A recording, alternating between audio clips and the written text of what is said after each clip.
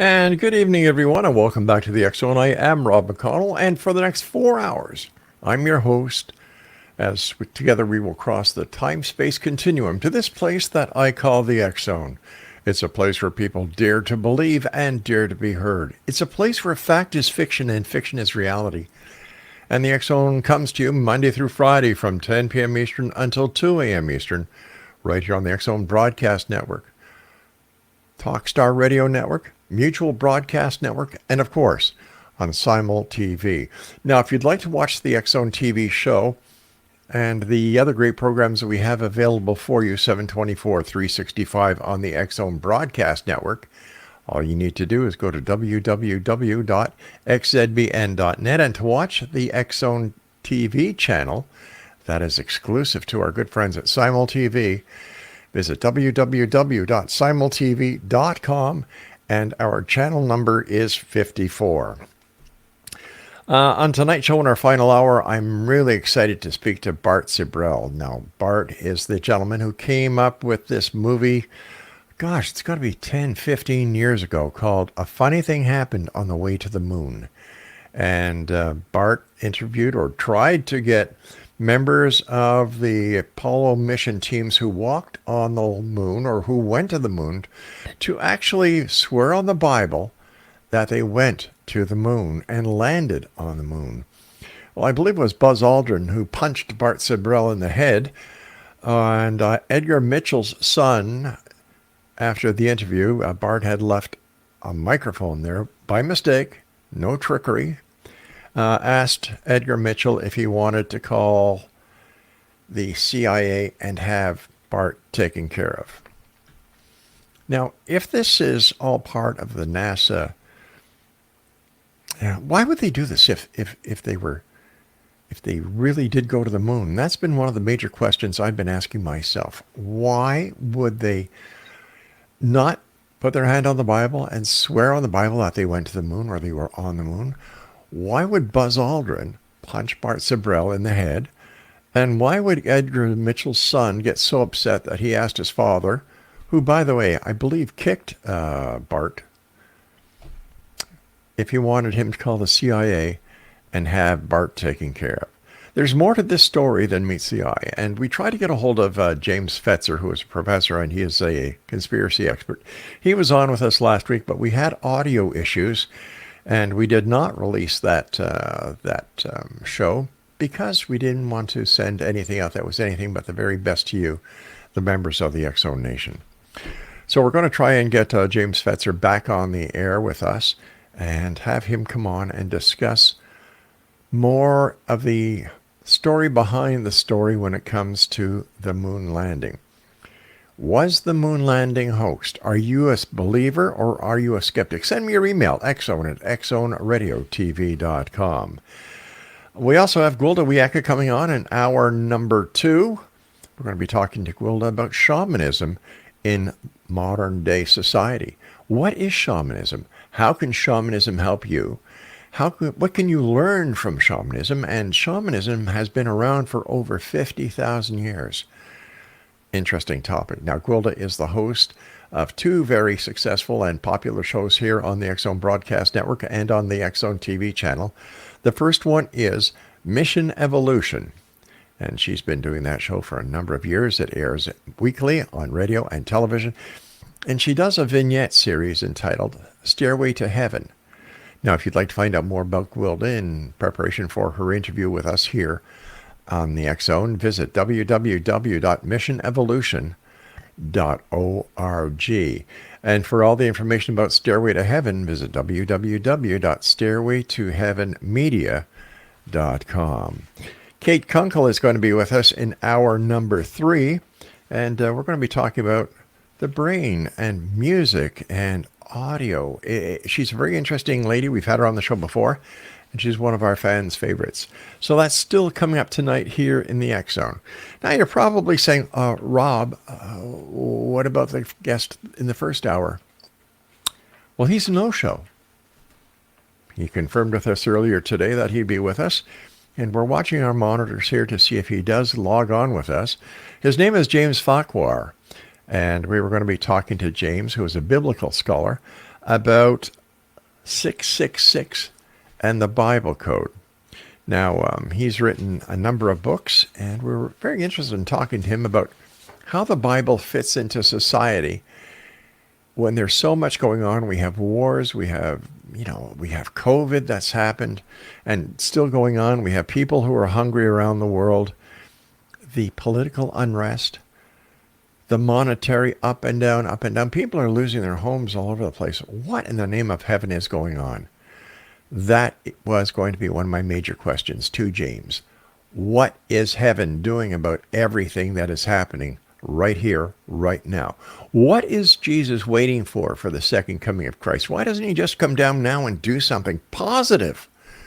Why doesn't he just do something positive and prove beyond a shadow of a doubt that he, just like the extraterrestrials, are real?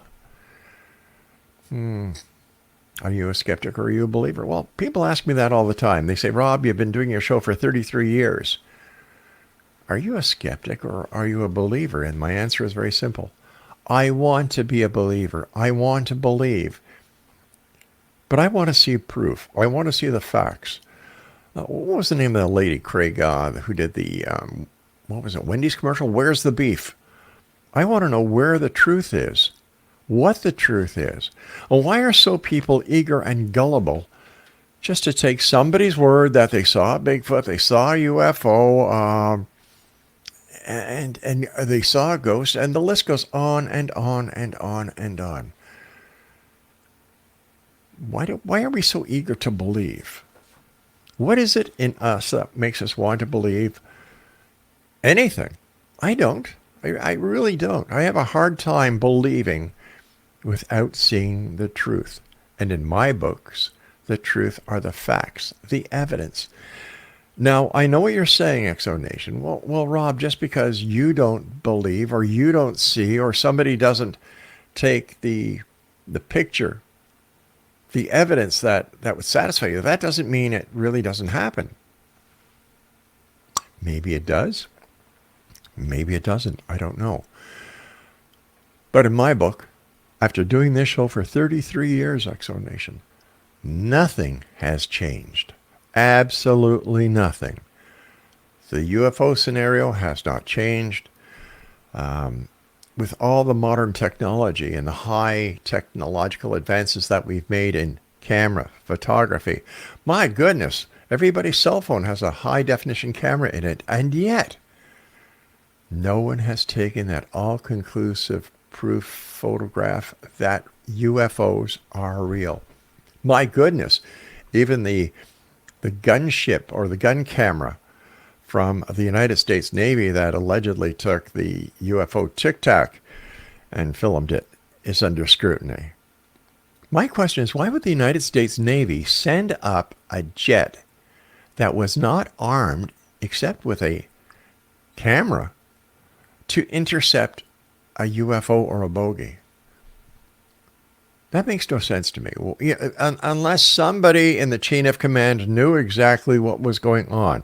Was this a test to see if they were able to evade radar, evade detection, get into a simulated dogfight with the jets that were sent to intercept them? And what were these pilots supposed to do? Crash their jets into the UFO? I don't think so. There's more to this story. And I know that there's a lot of people in the UFO community who are out there saying, oh, this is proof. We're finally getting disclosure. No, you're not. You're getting more bullcrap. And you're perpetrating more shoveling of this bullcrap if you really believe it. And if you go out and you start spreading the manure.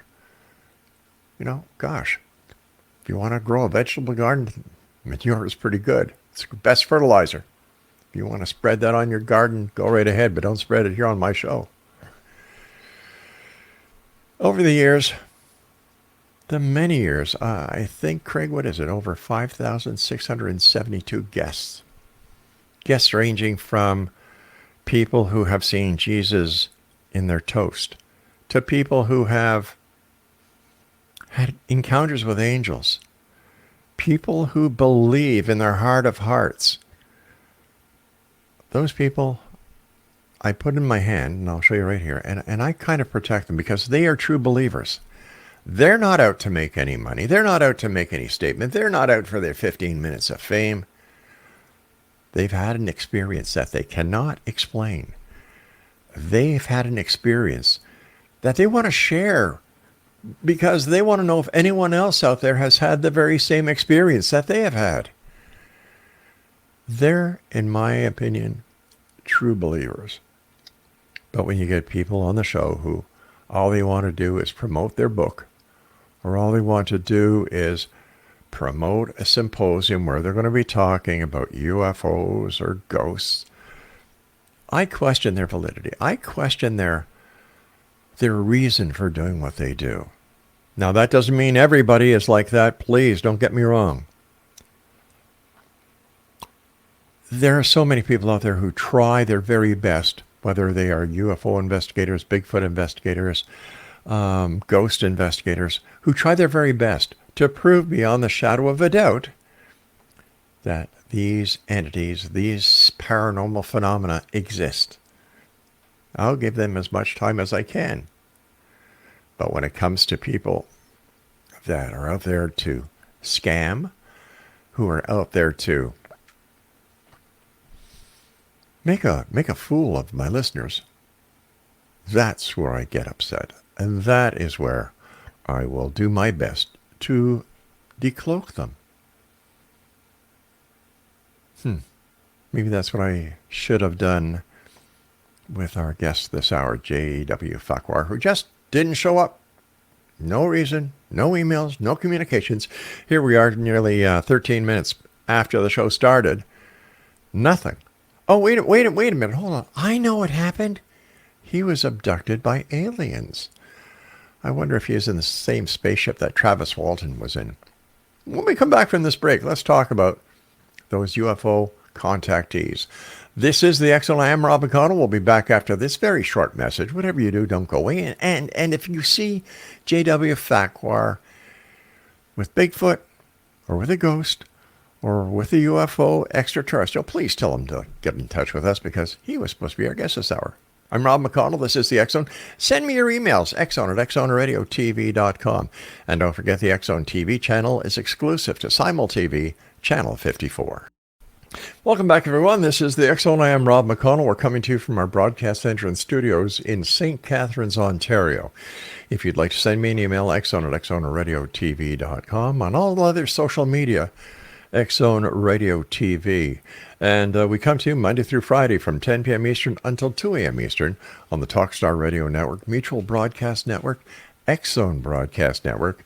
And these shows are broadcast on Simul TV, where we have our own channel, and it's channel 54.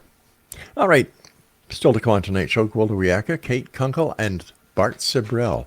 And if you're a believer in the Americans landing on the moon, then you'll want to hear what Bart has to say. He's going to be talking to us about a deathbed confession that was made by somebody who had inside and first-hand knowledge. In fact, he was there when the moon hoax film was actually created. Interesting gentleman, interesting topic. Yeah, it's going to be controversial. Yeah, I know that. But there's three sides to every story, isn't there? His side, her side, and the truth. Before we go any further, X-Zone Nation, I'd like to pass the condolences of the X-Zone Nation as well as Relmar McConnell Media and all our subsidiaries to our good friend Larry Lawson, who was the host of a paranormal stakeout. I learned earlier today that Larry's father-in-law passed away, and to Larry and his family, our condolences. You're in our prayers, and we're here for you, my friend. Okay, we were talking about Travis Walton.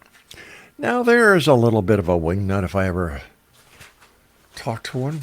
Okay, here you've got this guy who claims that he was... let's start at the beginning of the story, okay? He was in the forest with a team. His best buddy, Mike Rogers, was the crew chief. And they were working late clearing out brush. And they decided to to leave, and as they were leaving, they saw this UFO. Now, apparently, the way the story goes, is that Travis Walton jumped out of the truck, went towards the UFO. It zapped him, bzzz, and what did Mike Rogers and the other guys in the truck do? Well, they just buggered off. They did not stick around to see how their buddy was. They just kind of buggered off, and away they went. Then it dawned on them, well, maybe we should go back and see what happened to Travis. Well, they go back to where they saw the UFO and where the UFO zapped Travis, and guess what? Travis wasn't there. So they assumed, and we know what happens, Exo Nation, when we assume something. It makes an ass out of you and an ass out of me. That he was teleported up into the UFO, and the UFO took off to God only knows where. Days later, according to Travis, he was returned to Earth by the UFO. He was left, I believe, in Herbert, Arizona. He made a telephone call from a phone booth that was conveniently there where the extraterrestrials dropped him off. And I forget who went and got him. Maybe it was Mike Rogers. I'm not sure. But he was picked up, brought back into town, went to the sheriff, and the story goes on and on and on. His claim to fame is that he passed all the lie detector tests. Wrong, he didn't. He was on a television show, and the validity of the alien abduction was put into question, and with the lie detector test. And guess what? He failed. He failed. He did not pass that test. And yet, if you listen to Travis Walton and his crew and all the people now who are Travis Walton believers, oh, he passed every test. It's real. It's real. No, it's not. He did not pass every test. And my question is, what would happen if he had been abducted today with all the scientific testing that we have available to us? What would those tests have found? Now, it's no secret that Travis Walton liked to indulge in a little bit of smoke once in a while. Hey, what he does at home is his own business, I guess. Here up in Canada, it's legal for recreational purposes, but back then it wasn't.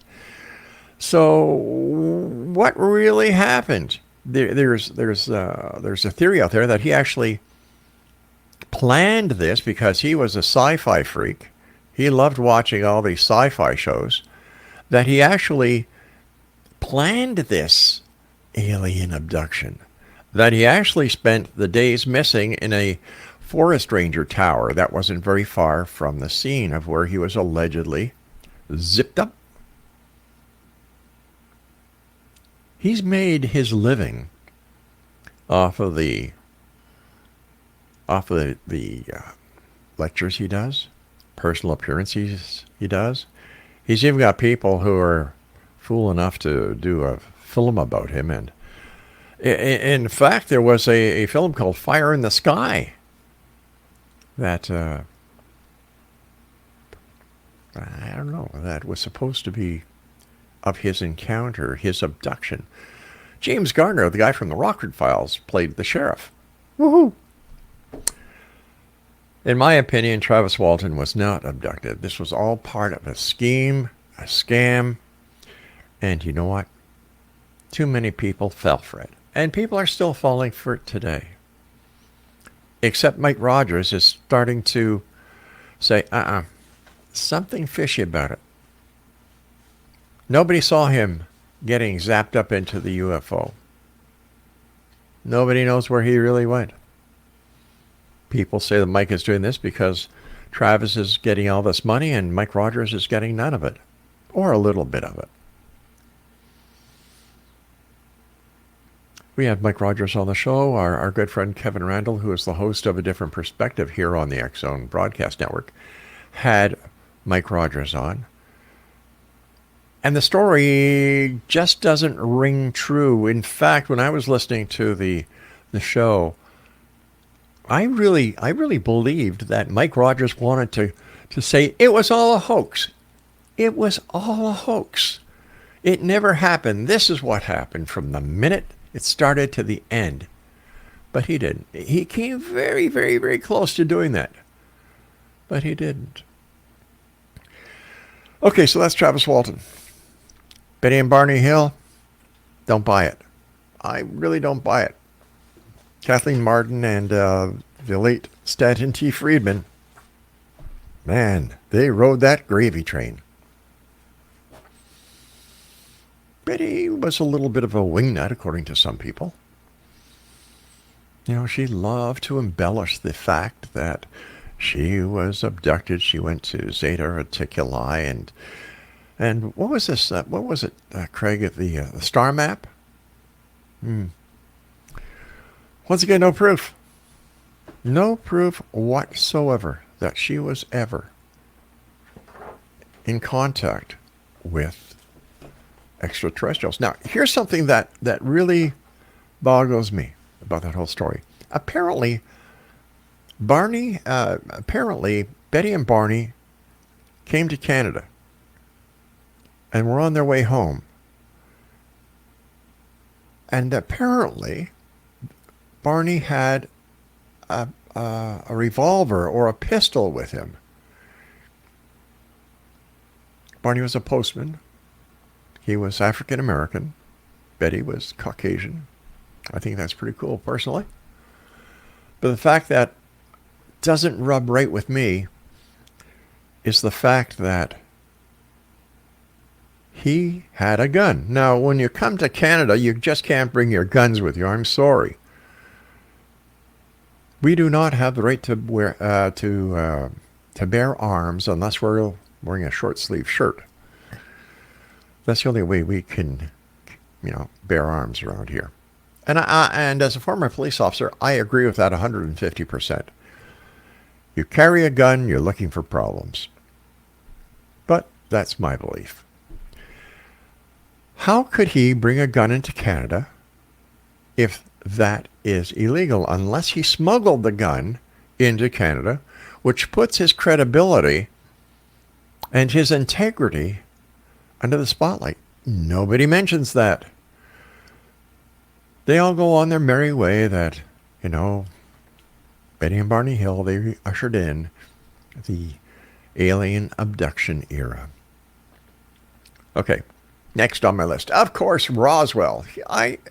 Roswell has to be one of the biggest FUBARs that has ever happened within the UFO community. And I like to look at one simple fact that nobody else talks about, whether it's my good friend Kevin Randall or if it's any of the other Roswell investigators that I've had on the show, Kevin's had on his show, is that Jesse Marcel, the base intelligence officer, went out to Mark Brazel's farm, saw the debris field, picked up part of this debris, puts it in his Jeep. And what does he do? Does he drive right back to the base to maintain the chain of custody of what could be one of the biggest discoveries of all mankind? No. What does he do? Well, he drives home, wakes up his wife and son, brings the material into his house, and lets his son play with it. What kind of moron does that? He broke the chain of custody. The evidence is no longer secure. It's been tampered with. So how can anybody take anything that Jesse Marcel ever said as the truth? It makes no sense. A lot of people talk that it could be a Fugo, and they were balloons that the Japanese launched from various parts of their islands that went up into the Gulf Streams. I forget the exact wording, but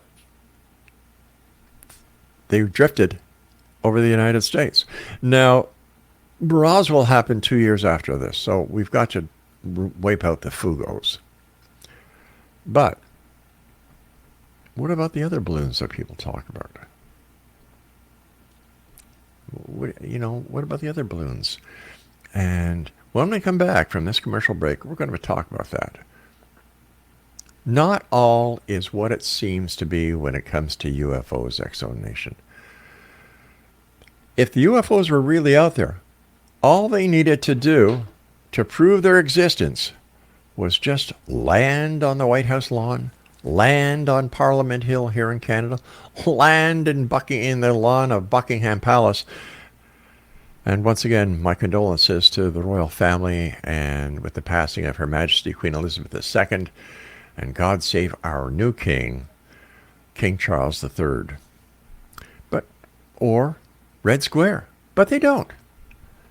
Why is it that they usually make their appearances to insignificant people and not the people who could actually make the decisions and who have the credibility and the ability to go forward with the exposure? It makes no sense.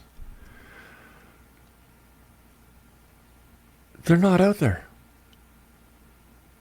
And why can't people just leave certain things alone? I think many members of the UFO community are causing more issues into the national security of the United States and Canada by sticking their nose into the UFO phenomenon than anything else. Like, why should the government have to tell so-called ufologists what is really going on? I sleep very well at night, and I know that my family does too, because there are men and women around the world who sit in aircraft cockpits 24 hours a day at the ready to go out and intercept and protect our countries from hostile forces. And if there is a technology out there that helps them to do that, ufologists, you have no business badgering the United States government or the government of Canada. Please, get a life, get a job, get a real hobby. Stop being an armchair, what are they called, armchair quarterbacks. You're wrong. Face it, you're wrong. Prove me wrong. You know how to get a hold of me, X-Zone at xzoneradiotv.com, and I'll be back on the other side of this break as we continue here in the X-Zone from our broadcast center and studios in St. Catharines, Ontario, Canada. My name is Rob McConnell, and like I said, whether you're a skeptic or a believer, I want to hear from you. X-Zone at xzoneradiotv.com. And welcome back, everyone. I'm Rob McConnell. This is the X-Zone. And before we went to the break, we were talking about balloons. We were talking about Fugo, that there are those people who believe that that is what happened at Roswell, New Mexico. And then there are the other people who are more realistic than the people who believe, in my opinion, that a UFO crashed in the middle of Roswell. Why the hell a UFO would want to land there, God only knows. Who believe that what they're actually seeing and what the evidence is of a Mogul, Project Mogul. Now, Mogul was a top secret government project where they launched balloons, like weather balloons, way up high into the sky. And what these balloons would do, they had listening devices on them that would listen for detonation of nuclear blasts. And there is evidence that what crashed in Roswell was a Mogul. However, the people who want to keep this hoax alive, they dispute it. They will dispute it left, right, and center. They know the facts. They know the names of people. They know everything about the case, except they don't know what the heck crashed. And like I said before, with Jesse Marcel, the base intelligence officer, base intelligence officer, Jesse Marcel, now there's an oxymoron. With him, and I mean Jesse Marcel Sr., going out to the debris field, picking up the debris, and instead of going right back to the air base, he stops, takes it home, lets his kid play with it, and then gathers it back up, puts it back in the Jeep, and then takes off to the base. That is not how it is done. You would not want to do that if you were a base intelligence officer. You just wouldn't. Why would you? That would just be like me when I was a cop bringing home somebody in handcuffs for my kids to look at. You don't do that. You really do not do that. And this is another thing that the people who believe in this Roswell crash, they don't want to accept that. Oh, no, no, no, no. I understand the city of Roswell is going to be putting up a statue to Jesse Marcel, because without him, what would Roswell be? Would anybody ever care about Roswell, New Mexico? Would anybody ever want to go to Roswell, New Mexico? I doubt it. But look what this crash has done for Roswell. They have a museum. They have a Roswell Crash Festival every year. They have people who learn about Roswell, and Roswell is the North American Mecca for ufologists, or as I call them, ufologists. Come on, guys, give your head a shake.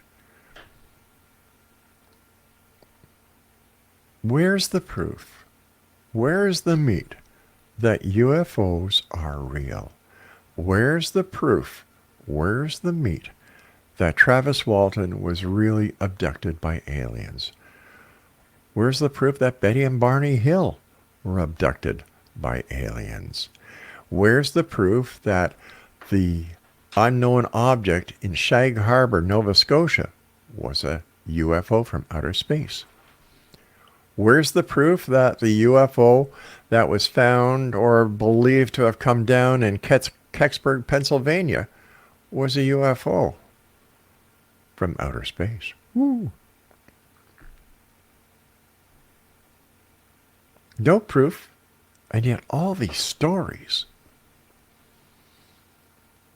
Am I the only one who sits back and looks at it from a different side? Like, I want to believe. I really, really want to believe. But show me the facts. Show me the proof. Show me the evidence. But you can't. Because there is none. There is no evidence to support the claims that unidentified flying objects from another planet, another galaxy, another star system have or are visiting planet Earth. That evidence does not exist. Then you have the people who believe that there is a UFO or several UFOs that have crashed, that have been retrieved, and that are in military bunkers, and that the military and members of the scientific community have actually reversed engineered parts of these UFOs. And I say, wow, really? Then hello, why do we still use the propulsion systems that we use to go to the moon or to explore Mars instead of this marvelous, treasure chest of alien technology that we have? How come? Simple. It doesn't exist. It's a great story. It's a beautiful story. Science fiction writers, I love you guys. I really do. Then you got people like Charles Hall, who says that, what was it, Area 52? Area 52, where he worked as a weather man for the United States Air Force, is where the terminus or terminal for extraterrestrials, they'd come here to Earth, and they would kind of rejuvenate themselves, or take a rest stop, and he saw them. He communicated with them. He actually told us here on this show that he took them. He knew the difference. And yet he doesn't have one picture to substantiate it. Come on. This wasn't a one-time event. He did this on several occasions. How come he didn't take a picture? He could have easily taken a picture. Hey, take them into a photo booth in one of the hotels, or the girls that go around giving you drinks and taking pictures. Why not? No proof. Again, no proof. Why do we believe? Belief is the strongest power in the universe. If you believe you can move a mountain, well, you're not going to move it, but gosh darn it, get enough people believing in it, and enough people can actually move that mountain. The difference between a dream and reality is just doing it right. People dream of UFOs. People dream that there's got to be something out there. We cannot be the only living creatures in this entire existence. I don't think we are. I really don't. But why should we be so naive and believe that every living creature out in the vast universe are carbon-based units like us? I asked Dr. Seth Shostak from SETI, I said, how do we know they're not silicon-based or some other element that they could be right here and we would never know it if they did exist? I want to believe, Exxon Nation. I really do. And I keep doing my show every night, hoping that what I'm saying will fall onto the ears of somebody who can actually present the evidence, hardcore evidence. The kind that you can touch. You get the UFO wingnuts who say, well, if we would go to court, we could prove and win our case in court that UFOs and extraterrestrials are real. How? We came up with a show called Paranormal Court TV, where we invited all the people within the UFO community, ghost community, Bigfoot community to come on and present their case in our forum. They refused. Why? We called them on what their statements were. Bullcrap. They refused. We even went as far as to say, we'll pay for your airfare to come down here and put you under a polygraph test with a polygrapher of our choosing. Polygraph test, psychological stress evaluator test. They refused. Why? They don't want to blow their gig. Man, they've got it made. They're writing books, they're doing radio interviews, they get on all these wacky TV shows that are out there now. Why would they want to spoil the cash cow that probably would be mutilated anyway? So it's a strange world out there, Exxon Nation. But why don't I believe? Well, I've been talking to you now for 42 minutes and giving you my side of why I don't believe. Send me an email, exxon@exxonradiotv.com, and tell me why you believe. And welcome back. Yeah, still here. Rob McConnell after 33 years. We started off doing a newspaper called the X Chronicles newspaper, which we still publish today. And then I received a call from Brian Wild, who used to work at 900 CHML in Hamilton. And he said, Rob, I'm going to make you an offer that you'd be silly to refuse. And the offer was to come on the Bill Kelly Show. And Bill is a very, very popular talk show host here in Hamilton. And I was with Bill for a week. And we discussed every aspect of the paranormal, UFOs, Bigfoot, Bermuda Triangle, the Great Lakes Triangle, every topic. After I finished with the Bill Kelly Show, and Bill, if you're listening, thank you, my friend. Without you, all this wouldn't be possible, buddy. The show went on. We were picked up and when I say we, I mean me, myself, and I at the time. The show was picked up at CKDX in Newmarket, Ontario. From CKDX in Newmarket, Ontario, we came to 1220 CHSC here in St. Catharines, not very far from our studios right now. And as the show grows, you move.